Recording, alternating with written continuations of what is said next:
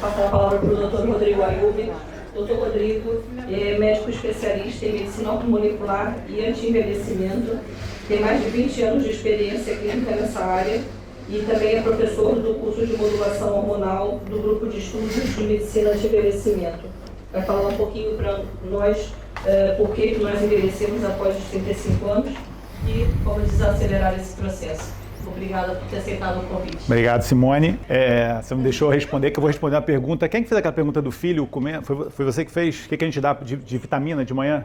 Eu vou dar minha opinião pessoal. Aliás, tudo que eu falar vai ser minha opinião pessoal. Também essas áreas todas que eu vou falar são muito controversas.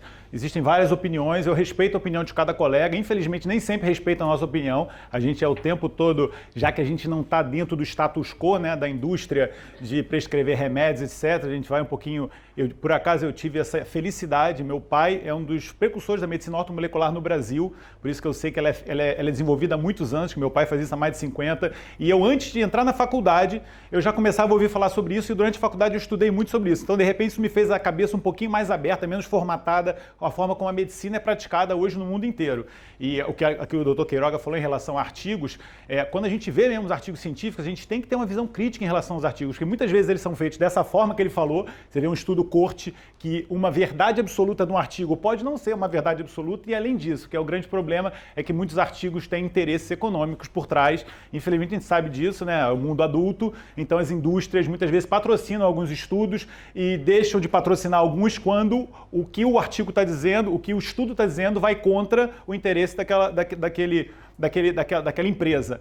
Então, eu sempre preconizo a gente ter visão crítica das coisas e lógica no raciocínio, né? Para a gente não ficar sendo influenciado pelo que a gente ouve e que, infelizmente, hoje isso é maciço. Com a internet, felizmente, hoje a informação ficou um pouquinho mais democratizada. Porque, inclusive, meu pai falava, quando eu estava entrando nessa área, ele falou: Rodrigo, não entra nessa área porque é estresse o tempo todo, é brigar com os colegas, ninguém aceita o que você fala, não sei o quê. E ele falou: e você nunca vai ser sempre uma voz solitária. Mas ele não esperava que anos depois viesse a internet. Hoje você vê muito do que eu vou falar hoje pela internet e sem conflito de interesse, porque muito que tem na internet as pessoas não recebem nada para falar sobre aquilo, embora também tenha muita informação errada. Em relação ao que você falou, eu tenho uma visão particular em relação a isso. A indústria da suplementação é outra indústria multimilionária, tá? Hoje ela compete com a indústria farmacêutica em lucros, então vai sempre falar para a gente suplementar isso, suplementar aquilo. Eu acredito que você deve dar para o seu filho no café da manhã, em vez das cereais com leite, ou o que a maioria das crianças hoje comem, né? Um pão com um leite, e o leite é outro assunto também que dava para uma palestra.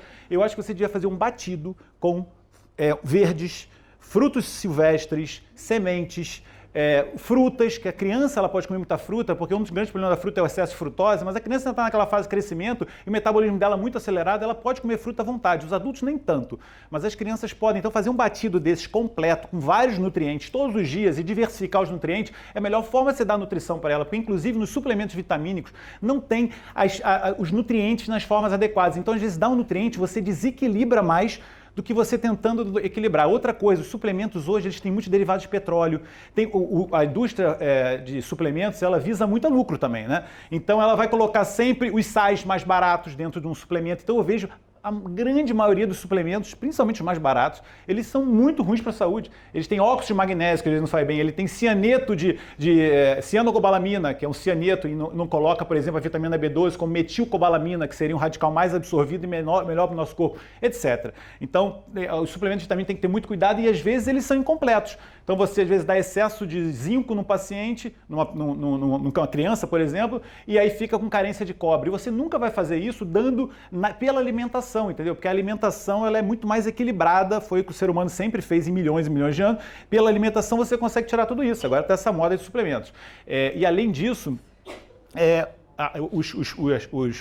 as coisas que vêm juntos, os recipientes que vêm junto na cápsula, como a Simone mesmo falou, a gelatina, ou então talco, ou então silício e silício inorgânico. Então, suplementação tem que ter muito cuidado. Eu sou a favor de você comer uma alimentação diversificada, orgânica, integral, que a gente sabe que é o melhor, só que a gente não faz, a gente vai fazer compra no continente porque tem um cartão de pontos.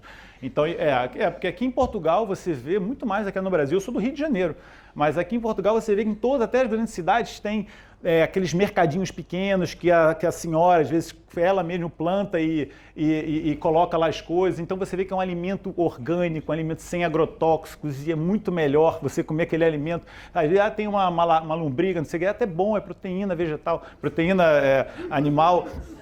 E é verdade, eu acredito muito nisso, posso estar errado, mas é óbvio que isso daí é muito mais saudável para o nosso corpo do que a gente ficar tomando cápsula o tempo todo achando que isso é desculpa de quem não quer fazer aquilo que a gente preconiza dos hábitos de vida saudáveis. A minha palestra vai ser muito parecida com a palestra da doutora Simone, nem sei porque ela me chamou, porque ela falou quase tudo que eu vou falar, e na verdade a gente repete isso o tempo todo, porque a gente fala... Não sei porque essa expectativa é melhor aula, não tem lógica nenhuma. Não, ainda estou fora do meu tempo. Você vê que eu sou uma pessoa agitada, sou enfático em relação a isso, muito está relacionado também com o equilíbrio que eu faço da minha vida, porque uma coisa que eu admiro muito a Simone é que ela é coerente nas coisas que ela fala. E isso também é uma coisa que a gente não vê em muitos colegas médicos e outros colegas de saúde, porque tudo que ela falou aqui, eu conheço a Simone há 15 anos ou mais, e ela faz certinho. A Simone é aquelas pessoas que, na vida dela, ela preconiza saúde, proteção de animais, e eu me alinho muito com as pessoas assim. Ela falou até que eu dou aula num curso que eu dou com a doutora Ivone Mirpuri, não sei se vocês conhecem, a doutora Ivone Mirpuri é uma das pessoas mais boas que eu conheço, ela não mata uma formiga, entendeu? Ela tem uma preocupação com a ecologia, ela dá aula sobre disruptores endócrinos, que é aquela intoxicação por plástico, ela dá aula no mundo inteiro sobre isso, para falar sobre o perigo que é hoje o excesso de plástico que existe na natureza, na nossa alimentação, para os animais, é uma coisa que a gente parece que vira as costas para isso, e a gente tem que cada um fazer a sua parte, né? É o que ela falou da palhinha, você deixar de tomar, que é totalmente dispensável, mas é muito mais que isso, é você levar o seu saco para o supermercado, é você